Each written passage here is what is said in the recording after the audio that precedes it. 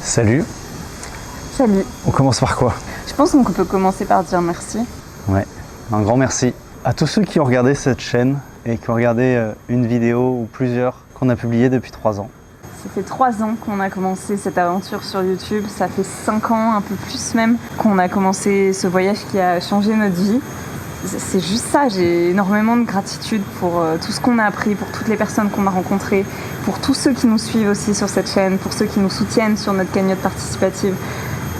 On a vécu des choses formidables depuis 5 ans et on est très heureux d'avoir pu les partager pendant 3 ans en vidéo. C'est une vidéo particulière puisqu'on va parler face caméra. C'est quelque chose qu'on fait peu mais on trouvait qu'il était important qu'on le fasse. Et là on est dans un décor complètement différent. Ça c'est une histoire qu'on va garder pour une prochaine vidéo. Ça viendra très bientôt. Je pense que pour la première fois, ça nous semble nécessaire que de revenir sur tout ce qui s'est passé ces 5 dernières années et tout ce qu'on n'a jamais raconté ici sur YouTube pour comprendre un peu où on en est aujourd'hui et pour comprendre quel va être le futur des artisans de demain. Il s'est passé beaucoup de changements ces derniers mois. Certains l'ont peut-être remarqué, le contenu de la chaîne a changé, a évolué. Je pense que tout le monde dans sa vie, à un moment donné, se confronte à ce sentiment d'un chapitre qui se ferme et d'un nouveau qui va s'ouvrir. On a passé les 5 dernières années de notre vie à vivre des choses incroyables que j'aurais jamais imaginées, même dans mes rêves les plus fous. À faire des rencontres extraordinaires. On a vécu des aventures uniques, on s'est dépassé, à apprendre plus que pendant tout ce temps passé à l'école. C'était 5 ans remplis de hauts et de bas, mais c'était 5 ans où on a vécu pleinement. Mais on a aussi énormément appris sur nous-mêmes. C'était des années où il y a eu beaucoup de doutes, beaucoup de peurs. Et ces 6 derniers mois, on a eu l'impression d'être de plus en plus déconnectés de l'essentiel, la vraie raison pour laquelle on est parti il y a 5 ans. Donc on s'est mis à questionner ce voyage tout entier, ce mode de vie, qui nous pousse à faire une rencontre après l'autre et à créer une vidéo après l'autre. Et ce qui devait arriver arriva, on avait de moins en moins envie de sortir la caméra et de filmer. Avec le temps, c'est inévitable, on grandit. Parfois, j'ai l'impression qu'on a toujours cette image de jeunes de 20 ans qui vivent dans leur véhicule et qui baroudent de droite à gauche. Il faut imaginer que notre couple, il a grandi. Notre couple, il a pris 5 ans. En plus, 5 ans dans un mode de vie où on s'est mis à travailler ensemble, à vivre ensemble 24 heures sur 24. Et notre couple, il a évolué aussi. Il faut imaginer qu'au moment où je suis partie, au moment où on est parti, j'avais 22 ans. Et aujourd'hui, j'en ai 27. Et Ilyes, toi, t'avais 26, je crois, et aujourd'hui 31. Donc il faut imaginer que, surtout pour des jeunes dans la vingtaine, il se passe énormément de choses et c'est le moment où on se construit, c'est le moment où on change. Donc évidemment, je suis pas la même au début du voyage que celle que je suis aujourd'hui. Mais d'une certaine façon, j'ai l'impression qu'on a tous grandi ensemble. Avec les personnes qui nous suivent depuis le début, on a évolué ensemble, on a pu partager nos apprentissages, on a partagé toutes ces choses, toutes ces personnes qui nous ont inspirés et c'était une évolution collective. Il n'y a rien de plus génial que quand on reçoit un message ou qu'on rencontre quelqu'un dans la vraie vie qui nous dit « bah voilà, j'ai réfléchi, grâce à vous, ça m'a aidé, je suis partie en voyage après mes études » ou alors j'ai fait une pause dans mon travail, j'ai acheté un van. Et c'est ça que je trouve incroyable, c'est quoi, on a changé ensemble en fait. Donc aujourd'hui, je crois que ce qu'on essaie de faire, c'est de faire vivre et évoluer le projet Artisans de demain de la manière dont on a toujours rêvé. Notre plus grand défi depuis 5 ans, ça a été d'apprendre à raconter des histoires inspirantes en vidéo. On partait de rien, on n'était pas des vidéastes, on n'était pas du tout formés, on a du tout apprendre sur le tas. Et aujourd'hui, on arrive vraiment à voir où est-ce qu'on est allé et on est devenu meilleur en écriture, on est devenu meilleur en réalisation de films, ce qui nous donne aussi une plus grande responsabilité. Celle de réussir à faire changer les stéréotypes qu'on peut avoir sur le monde, celle d'influencer avec ce mot qui n'a pas forcément bonne réputation, mais influencer dans le bon sens. Et tout cet apprentissage et toutes ces évolutions, ça nous donne envie de travailler avec d'autres personnes. Parce qu'on pense qu'en travaillant avec d'autres personnes, on peut apprendre plus et on peut porter ce message à un plus grand nombre. Mais YouTube, c'est une plateforme qui encourage les créateurs comme nous à rester cantonnés à un format, à une case, et souvent, c'est ce que l'audience préfère aussi. Depuis 6 mois, on est en pleine réflexion sur la direction dans laquelle on veut aller avec cette chaîne, les formats qu'on aimerait essayer, et de plus en plus de commentaires sont apparus dans nos vidéos.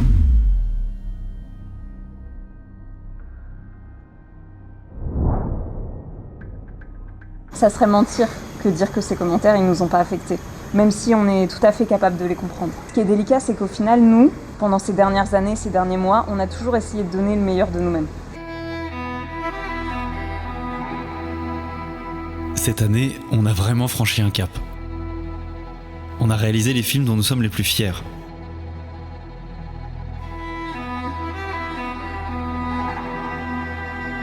Et ça, c'est grâce au soutien des abonnés sur notre cagnotte participative.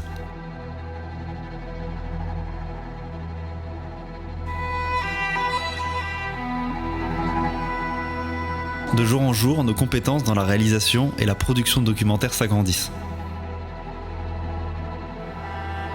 Et plus que jamais, on a pris conscience de ce qui se passe dans les coulisses d'un tournage, qu'on pouvait regarder avant sur YouTube sans trop se poser de questions.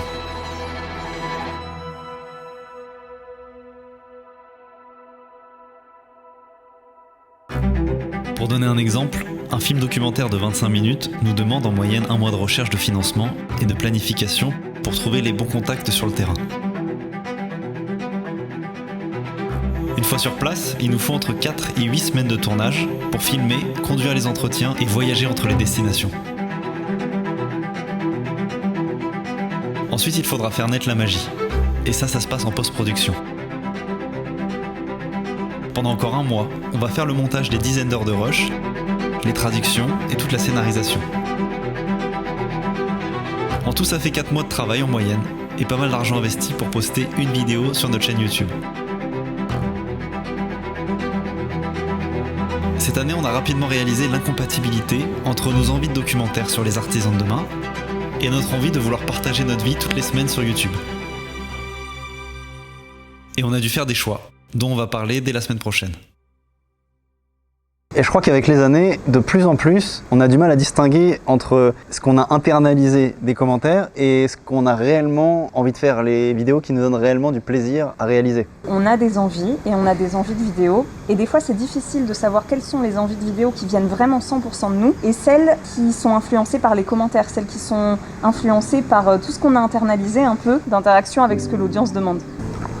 Et donc depuis, 1 an je pense, qu'on se questionne comme ça, on a quand même continué à créer. Pour tenter de comprendre tous ces changements et tout ce qui nous a traversé dans nos esprits pendant ces 6 derniers mois, et ce qui va être annoncé dans les prochaines vidéos, on aimerait revenir sur le début de ce voyage, il y a 5 ans, et c'est quelque chose qu'on n'a jamais raconté sur YouTube.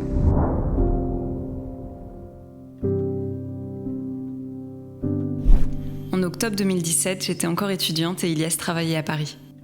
On était très pessimistes sur l'avenir de notre planète, sur la société, et on avait des doutes sur tout. On avait perdu espoir. Pour retrouver cet espoir, on ne voyait qu'une solution, quitter notre routine. On en était arrivé à la conclusion que partir était la seule solution pour sortir d'une vie qui ne nous rendait pas heureux. À ce moment-là, on s'est retrouvés, on s'est posés et on a commencé à écrire nos rêves. On voulait surtout se reconnecter à l'essentiel. On voulait faire des choses avec nos mains, on voulait apprendre des connaissances ancestrales et œuvrer à notre échelle, sans trop savoir comment, pour un monde meilleur. On n'avait aucune idée de où ça allait nous mener, pour être honnête. Et il faut croire qu'aujourd'hui, tout s'est aligné. Parce que quand on regarde ces rêves qu'on a écrits il y a 5 ans sur le papier, c'est ceux qu'on est en train de réaliser aujourd'hui. En 2017, on prend la décision de partir en Afrique du Sud, sur une zone, l'Afrique australe, qu'on ne connaît pas du tout. Et on n'a aucune connaissance sur cette zone-là. C'est ça qui était marrant aussi. C'est qu'on voulait vraiment partir quelque part où on ne connaissait rien. Et du coup, on s'est dit, ok, on part en Afrique du Sud. Et d'Afrique du Sud, on décide de faire des volontariats. Donc on commence à chercher des missions de volontariat dans des fermes, dans des éco-villages, pour pouvoir apprendre des compétences qui pour nous semblaient essentielles et qui nous permettaient vraiment de se reconnecter à notre environnement et aux gens autour de nous. On passe 6 mois en Afrique du Sud, on passe 2 mois au Mozambique, puis on revient en Afrique du Sud. Et quand on était en volontariat, on se rendait compte que quand on était dans les villages ou quand on était chez les personnes chez qui on faisait du bénévolat, le seul inconvénient qu'on avait à être là, c'était qu'on n'était pas autonome. Et c'est comme ça que nous est venue l'idée d'avoir notre véhicule pour pouvoir aller d'une mission de volontariat à une autre. On a regardé combien d'économies on avait et on a décidé qu'on pouvait les mettre dans un 4x4 qui était vieux de 20 ou 30 ans. La meilleure décision qu'on a jamais faite. On achète un premier 4x4 qui... Ce sera aussi pour une autre histoire. Ah ouais, si on commence à raconter ça, on va pas s'en sortir. Et finalement, on le garde pas, on achète un deuxième 4x4 et ce 4x4, c'est la grosse baleine. Grâce à la grosse baleine, on pouvait enfin piloter d'une mission de bénévolat à une autre et commencer à rêver d'un voyage transcontinental d'un pays à un autre. Et le plus gros avantage qu'elle avait, cette grosse baleine, c'est qu'elle avait été vendue avec une tente de toit. C'est comme ça que pendant 2 ans, on va remonter le continent africain par la côte Est, de mission de bénévolat en mission de bénévolat. Donc on est passé par la Namibie, on est allé planter des arbres en Zambie, on est allé faire du volontariat à Zanzibar, puis on s'est rendu dans un éco-village en Éthiopie et on est remonté comme ça, pays par pays. Et plus on voyageait, plus on rencontrait des personnes extraordinaires et plus on retrouvait cet espoir qu'on avait un peu perdu dans nos vies d'avant. Et à la fin de ce voyage, quand on arrivait à Alexandrie en Égypte, je pense qu'on avait retrouvé de l'espoir. On avait plus que jamais conscience de tout ce qui allait pas, mais on avait aussi retrouvé foi en l'humanité et on était convaincus que nous, les humains, on était capables du pire comme du meilleur, mais surtout du meilleur. À la fin de ces 2 ans sur le continent africain, on a décidé de rentrer en France et on s'est rendu compte qu'on pouvait peut-être nous aussi faire quelque chose à notre échelle. Tout ce qu'on vivait, toutes les rencontres qu'on faisait, ça nous inspirait tellement qu'on trouvait ça presque un peu égoïste de les garder pour nous. Et on s'est dit qu'on avait envie de les partager. Et on s'est dit que si nous, ça nous inspirait, si nous, ça nous avait fait du bien, ça pourrait faire du bien à d'autres personnes. Et c'est comme ça qu'on a décidé de se lancer sur YouTube. C'était un peu un pari. Je me souviens qu'à cette époque-là, on avait même dû emprunter de l'argent à tes sœurs pour acheter du matos vidéo. Ouais, notre première caméra, ouais. Donc on a investi l'argent, du coup pas le nôtre, celui de mes sœurs, pour acheter notre première caméra avec un micro et 2 objectifs. Et on a repris la route en Turquie, direction l'Iran. Et là, sans trop le savoir, au bout de la 4e vidéo, il y a eu énormément de vues sur une des vidéos qu'on a postées en Iran. Et ce qui a complètement changé notre vie, en fait. Sur le coup, on réalisait pas, mais je me souviendrai toujours de quand on voyait les chiffres. Et alors qu'on venait de se lancer sur YouTube, donc on savait que ça allait prendre du temps, on était prêt à ce que ça prenne du temps. Et on comprenait pas ce qui se passait, on comprenait vraiment pas. Je me souviens qu'on s'était fait la promesse de se dire « Ok, il va falloir être rigoureux, ça va pas marcher tout de suite, mais il va falloir qu'on tienne le coup. » Et on s'était engagé sur 1 an à poster toutes les semaines. Et on s'était dit que si on n'atteignait pas 10 000 abonnés à la fin de l'année, on arrêterait le projet parce qu'on n'y est pas arrivé et qu'il y avait sûrement des bonnes raisons pour lesquelles on n'était pas arrivé. Et là, en 1 mois, on a atteint 50 000 abonnés. Et plus que jamais, on avait envie de continuer à faire ces vidéos. Plus que jamais, les commentaires qu'on lisait, ça a donné un nouveau sens à notre voyage. On a mis de côté les missions de bénévolat parce que tout notre temps était occupé par la production des vidéos. On a moins appris des choses terre à terre, on a moins utilisé nos mains quand on était avec ces personnes inspirantes, contrairement à ce qu'on faisait quand on était en bénévolat. Mais ce qu'on a réussi à développer, c'est notre pouvoir de diffusion. C'est-à-dire qu'on apprenait tout autant, on mettait moins en pratique, mais par contre, on arrivait à les diffuser à travers nos films. Et ça nous a épanoui pendant très longtemps. Quand on a commencé cette chaîne, on n'avait aucune vision, aucune attente sur ce que ça pouvait devenir. Et je pense qu'on ne se serait jamais dit que cette petite caméra comme ça, elle allait changer notre vie pour toujours. Aujourd'hui, ça serait vraiment facile de dire que c'était une évidence et qu'on a pris la bonne décision. Mais sur le moment, c'était se confronter à beaucoup de peur, beaucoup d'angoisse. Accepter que ça pouvait ne pas marcher, accepter que ça pouvait être un échec, accepter les inquiétudes de nos proches. Je pense que n'importe quelle personne qui a pris un tournant à 90 degrés dans sa vie comprendra ce qu'on a vécu. Tu deviens responsable de toutes tes actions, autant les échecs que les réussites. Même si tu es entouré par un petit cercle même si on était tous les deux, même si on avait un cercle proche qui pouvait nous soutenir, au final, tu es tout seul pour faire face aux conséquences de tes actions. Et ça fait vraiment peur. Je crois qu'on peut le dire, on a été extrêmement chanceux ces dernières années. Nos vidéos ont marché d'un coup, on a eu un gros boost, je pense, de l'algorithme YouTube. On a commencé à avoir énormément de soutien, énormément de messages qui faisaient chaud au cœur, qui nous motivaient. On a fait des rencontres qui ont totalement chamboulé notre vision du monde. Moi, j'ai l'impression qu'aujourd'hui, je vais la faire ma phrase, tu le sais, tu la connais. J'ai l'impression qu'aujourd'hui, j'ai vécu plus de choses que j'aurais jamais imaginé vivre dans ma vie. Si je mourais demain, je serais satisfait de tout ce que j'ai vu, de toutes les personnes que j'ai rencontrées, de tout ce que j'ai vécu. J'ai l'impression que j'ai vécu plusieurs vies dans ma vie. On a rencontré des personnes merveilleuses, on a déconstruit nos stéréotypes, on a appris des nouveaux métiers, plein de nouveaux métiers, le métier de vidéaste, le métier d'entrepreneur, plein de choses différentes. On s'est fait des nouveaux amis, on a vécu des expériences incroyables. Et je sais pas par quelle magie, Internet nous a donné cette communauté qui est généreuse et qui nous a permis d'aider beaucoup de personnes qu'on a croisées sur notre route. Des personnes qui sont devenues des amis, qui avaient besoin d'aide et qu'on pouvait aider de manière intelligente sur le long terme. Tout comme cette cagnotte qu'on a mis en place il y a quelques semaines et qui a atteint 30 000 €. On a fait plusieurs actions comme ça au fil des années et ça, je pense que c'est ce qui donne le plus de sens à ce qu'on a commencé à faire sur YouTube.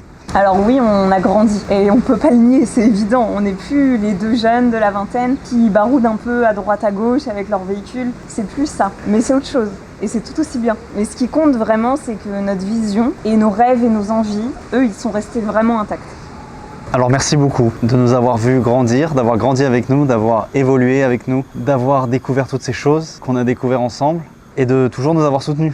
Aujourd'hui, on a envie de porter ce projet Artisan de demain plus loin que YouTube. YouTube, c'est incroyable et je pense qu'on restera toujours sur cette plateforme. Mais on aimerait que le projet Artisan de demain puisse atteindre des personnes qui ne sont pas sur Internet. On aimerait pouvoir proposer des documentaires long métrages qui sont projetés dans des salles. On aimerait pouvoir faire des livres et peut-être diffuser des reportages sur d'autres plateformes, que ce soit sur Internet ou à la télévision.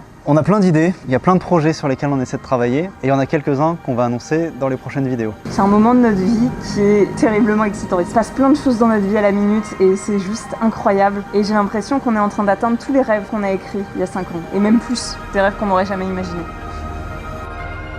Dans cette quête éternelle de l'être humain à savoir qui il est et d'où il vient, nous avons encore envie de continuer à raconter des histoires, à partager et à diffuser des messages autour du monde. et nous allons continuer à suivre notre instinct.